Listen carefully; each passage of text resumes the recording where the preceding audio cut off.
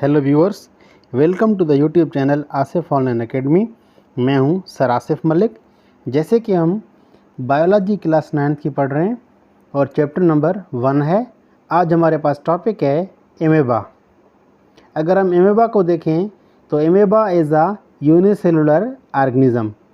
Unicellular के माने हैं uni means one, it means it is made up of one cell.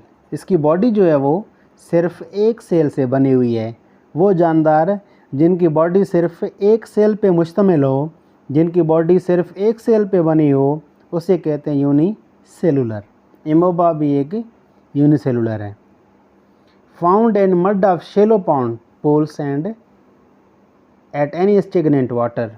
अगर इसकी लोकेशन को देखें तो ये शेलो पॉन्ड्स के मट्टी में होते हैं, तालाब में होते हैं, और जो खड़ा हुआ पानी हो, जो बहता ना हो, उसमें भी पाए जाते हैं।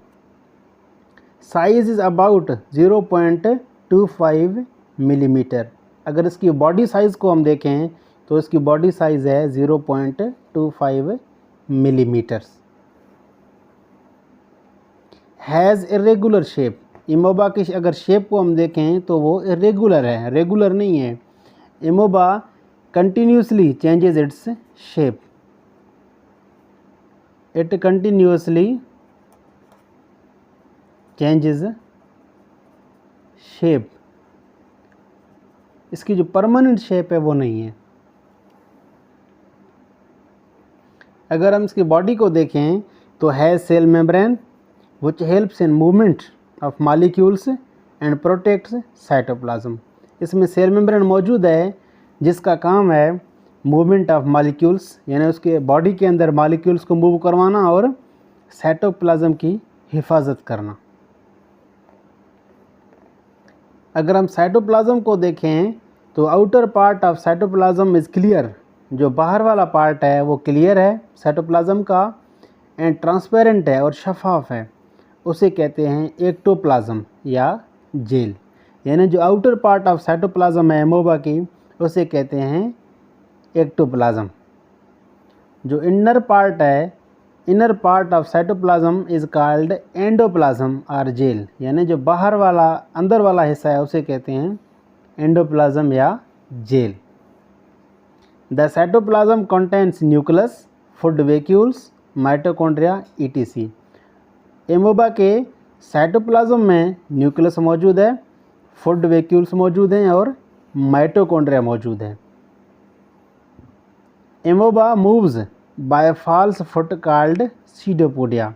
यानी एमोबा जो मूवमेंट होती है वो होती है एक फॉल्स फुट के ज़रिए, उसका नाम है सीडोपोडिया।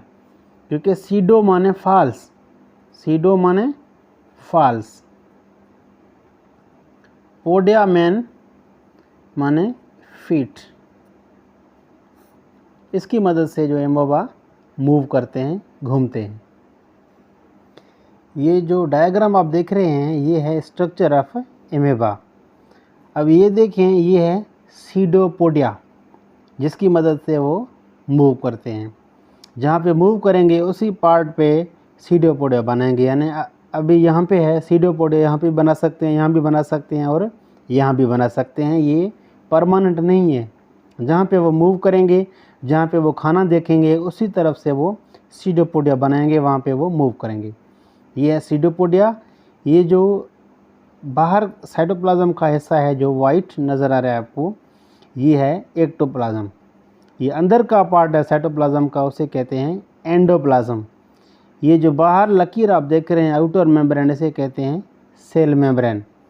ये जो बड़ा नज़र आ रहा है आपको वाइट कलर का, इसे कहते हैं कॉन्ट्रैक्टाइल वैक्यूल। ये एक बड़ा वैक्यूल है जिसका काम है ऑस्मो रेगुलेशन करना। ये जो छोटे स्ट्रक्चर्स हैं आपको नज़र आ रहे हैं, ये हैं लाइसोसोम्स। इनका काम है इंट्रासेलुलर डाइजेशन करना। ये जो ब्लू कलर का स्ट्रक्चर है जो आपको नज़र आ रहा है, ये है न्यूक्लियस।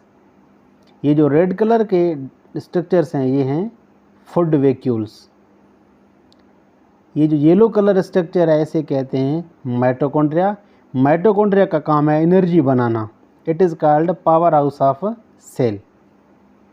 ये जो आपको नज़र आ रहे हैं छोटे छोटे, ये हैं फेट ड्रॉपलेट्स।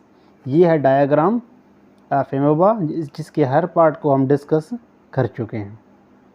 अगर किसी भी स्टूडेंट को कोई सवाल हो तो वो कमेंट्स में पूछ सकते हैं या अपने राय दे सकते हैं। कुछ डिस्कस करना हो तो वो कमेंट्स में कर सकते हैं। अगर आप चाहते हैं कि आपके पास डेली अपडेट्स आएँ लेक्चर के, डेली लेक्चर आपके पास आएँ, तो आप हमारे चैनल को सब्सक्राइब करें, लाइक करें और शेयर करें। थैंक यू, शुक्रिया।